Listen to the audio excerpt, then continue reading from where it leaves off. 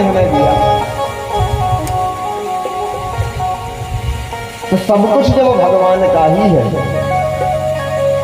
भगवान ने इस संसार की रचना की, तो हे प्रभु हम आपकी पूजन करने में सामर्थ्यवान कैसे हो सकते हैं? क्योंकि हमारा इतना सामर्थ्य नहीं है कि प्रभु हम आपकी पूजन कर सकें। और यदि पूजन करते भी हैं तो प्रभु उसमें लाखों दोष हैं। कभी पूजन करते हैं तो मंत्र गलत हो जाते हैं, कभी प्रभु पूजन करते हैं तो सामग्री में दोष हो जाता है। तो भक्त कहता है कि हे प्रभु मेरे पास संसाधन इतने नहीं है कि मैं अनेक संसाधन से आपकी पूजन कर सकूं, सामर्थ्यवान नहीं हूं। तो प्रभु तो मैं तो केवल एक ही चीज सोच सकता हूं। बहुत प्यारी पूजन की विधि बताई कि आत्मा त्वम गिरिजा मतिम सहचरम प्राणः शरीरम गृहम। हे भोलेनाथ, ये जो मेरी आत्मा है, ये आत्मा आप ही है, क्योंकि ईश्वर अंश जीव अविनाशी। प्रभु हम आपके अंश हैं। ये जो आत्मा है ये ब्रह्म का स्वरूप है, इसलिए हे प्रभु मेरे इस शरीर में जो आत्मा है ये भोलेनाथ आप हैं। पूजन की विधि देखिए, 1 रुपए का खर्चा नहीं, पूरी पूजन की विधि बता रहा है भक्त कैसे पूजन करना है। अपने हृदय में भाव रखें कि हे भोलेनाथ मेरी ये जो आत्मा है यही तो आप है। मैं मंदिर नहीं जा सकता रोज, मेरा सामर्थ्य नहीं है कि मैं रोज देवालय में जा पाऊं, मुझे इतना समय नहीं है, व्यस्तताएं हैं। तो प्रभु मेरे अंदर भी तो आप रहते हो, ये आत्मा रूप से प्रभु आप विद्यमान हैं। इसलिए हे प्रभु आत्मा तो मेरी ये जो आत्मा है वही आप हैं, ऐसा भाव बनाए।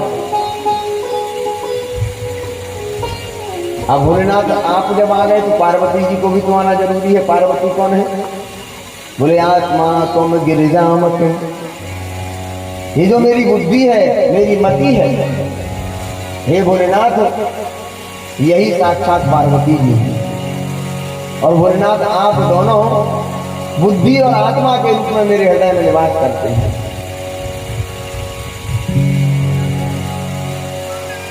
कि आत्मा तुम गिरिजा मतिम सहचर प्राणः शरीरम गृहम। हे प्रभु और ये जो मेरे प्राण हैं,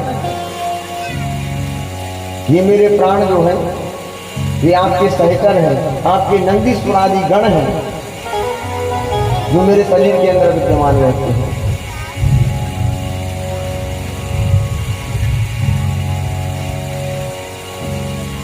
भोलेनाथ कहने लगे ठीक है, मैं आपकी आत्मा हो गया, बुद्धि आपकी पार्वती हो गई, आपके प्राण जो हैं वह मेरे गण हो गए, पर इन सबको रखोगे कहाँ, रहने की क्या व्यवस्था है? तो भक्त कहता है शरीरम गृहम। हे भोलेनाथ ये जो मेरा शरीर है यही आपका घर है, और इसी घर में आप माता पार्वती के साथ अपने गणों के साथ निवास करते हैं। आत्मा के रूप में भोलेनाथ आप रहते हैं, बुद्धि के रूप में पार्वती रहती है, और प्राण के रूप में आपके समस्त गण रहते हैं।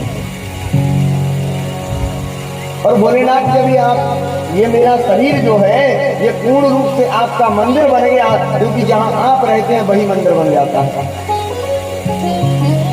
तो भोलेनाथ ये जो मेरा शरीर है यही आपका मंदिर है। तो भोलेनाथ कहने लगे पूजन कैसे करोगे? तो भक्त कहता है हे प्रभु मैं आपकी पूजा में 16 प्रकार के सामान नहीं ला सकता, 16 प्रकार से मैं आपका पूजन नहीं कर सकता, पर ये शरीर जब आपका मंदिर है तो इसकी देखभाल करना भी मेरी जवाबदारी है। तो हे प्रभु पूजा ते विषयोपभोग रचना। हे प्रभु जो भी मैं विषय भोग करता हूं, भोजन करता हूं, इस शरीर को सुंदर स्नान कराता हूं, सुंदर शरीर के लिए सुंदर तरीके से तैयार करता हूँ। ये भोलेनाथ मैं आपकी ही सेवा कर रहा हूँ, क्योंकि मेरे अंदर तो आप ही रहते हो। यदि मैं भोजन कर रहा हूँ उसका मतलब यह है कि मैं आपको भोग लगा रहा हूँ। मैं अपना श्रृंगार कर रहा हूँ उसका मतलब यह है भोलेनाथ के मैं आपके मंदिर की सफाई कर रहा हूँ, आपके मंदिर को तैयार कर रहा हूँ, पूजा तो भोग रख रहा हूँ। और भोलेनाथ जब मैं सोता हूँ तो निद्रा समाधि स्थिति, हे भोलेनाथ जब मैं सोता हूँ तब वह आपकी समाधि की अवस्था है।